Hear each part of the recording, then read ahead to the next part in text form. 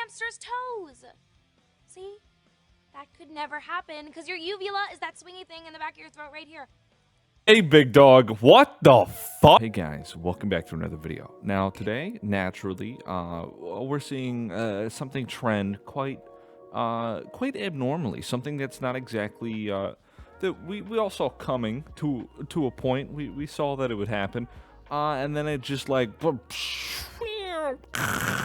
it just blew up. It just finally happened. A documentary known by the name of Quiet on Set. Surrounding, of course, everyone's favorite, Dan Schneider. To summarize, for lack of a better term, Dan Schneider now has some opposition. We'll say that. Opposition. That's the word we're going to be using. Because it's not like he wasn't always the most well-liked individual, or he wasn't looked at in the best light, and totally looked completely normal with wonderful scenes like this. I'm soaking wet! Quick, somebody bring me the ocean! No one would ever say that. You're probably like looking at this like, what the what's going on here? And I would like to remind you that this is only one scene, one continuous scene. The multiple clips I have shown you thus far are one scene. I'm using this scene in particular because they highlight the same three things we see repeated time and time again, which are all a little suspect. Because if we see it repeated over and over again, it's no longer like, it's a little goofy character doing the thing. No, it gets weirder. Have you ever tried to get your whole big toe in your mouth? Check this out. Mother in Christ, you have been caught in 4K. I mean, this is the most blatant we could get right here. Now, this isn't like the only thing. We've had that running joke about Dan Schneider's into toes and making all of his underage actors do weird things with toes and showing their toes. You're getting the point. And a lot of very oddly specific things that are a little too coincidental to happen time and time again. Maybe you could say that's a trademark of Dan Schneider's work, but you could also say that Nickelodeon has been investigating this man since 2000. Imagine that we're in the beginning. Just for a second here. Let's roll it back. I feel we need to catch some people up on who is Dan Schneider. What does Dan Schneider do? Why does he look like that? Why does he perhaps smell like that? I don't know. Dan Schneider is you could say a director and a screenwriter. We'll go with that to cover most of the bases because there's a bunch of labels that he's got, including Predator, but that's for another time. He just comes off as a little weird, goofy dude. So he did The Amanda Show, Drake and Josh, Zoe 101, and iCarly, obviously, and of course he worked on the set of Victorious. Let's not downplay the fact that these were very involved projects. Not to say that they were something a little on the side, not a big deal for Nickelodeon. They could throw some cash that way, some over here, and they'd be able to, start a little fire, cook some up, make some good shit. No. This was like, these were the face of Nickelodeon. These shows were the faces of Nickelodeon. And naturally, Dan Schneider, working on these, came with a bunch of allegations of Dan Schneider. Basically saying that he was an emotional abuser, insulting, just basically an all-around a douche lord to be around, and he was creepy to be around, he acted weird.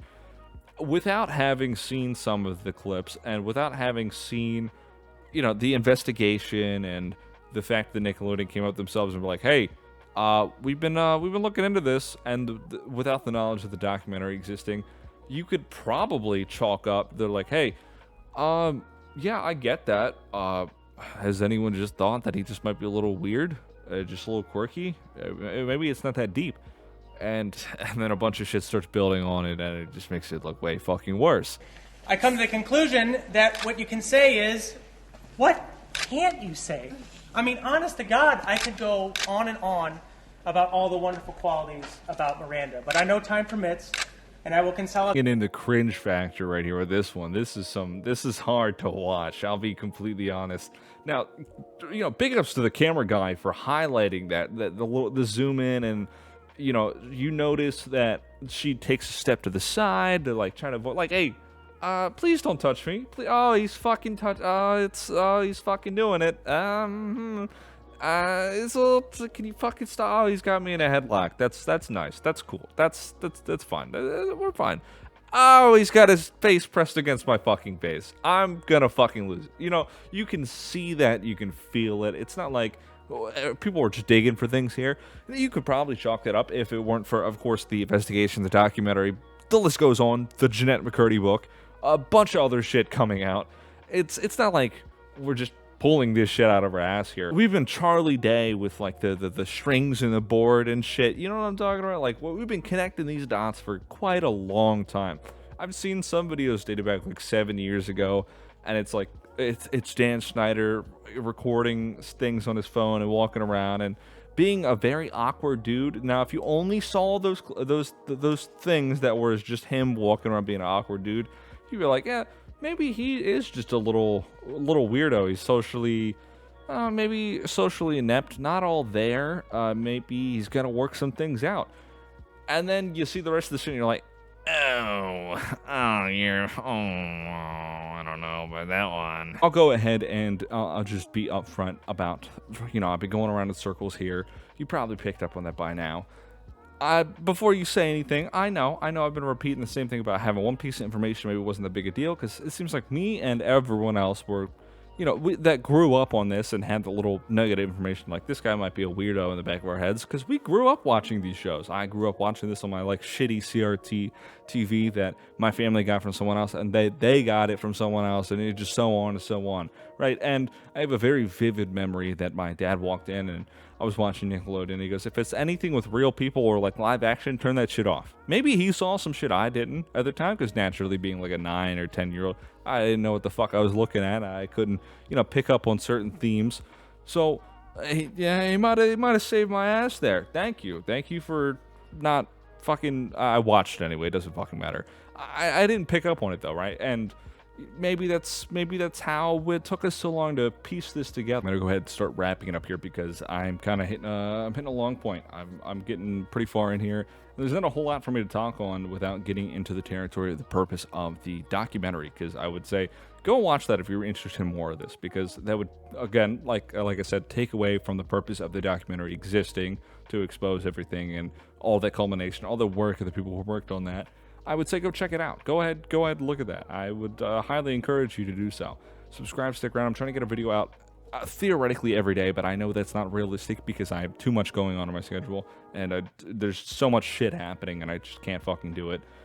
You know how it is. It's a busy life. I'm trying to set up things for streaming, for in shorts content to get a broader reach for my channel, to get it get more engagement, to see if I can get more people to tell me what they prefer to see. If you are sticking around in the comments, please let me know. Gameplay-wise, content-wise, what we're talking about-wise, music-wise. And I'm going to leave you with this sick-ass outro. See ya. Never wish jail, but some gotta happen. Dan Schneider altered my childhood. Somebody bought the strings on my album. The price too high, he heard the dial tone. I got traps in my house like Home Alone. I just left on my house and I seen a drone. I ain't got a Moscato, I got current. I barely even drink, I do it when I'm rapping. I barely even think this shit matter.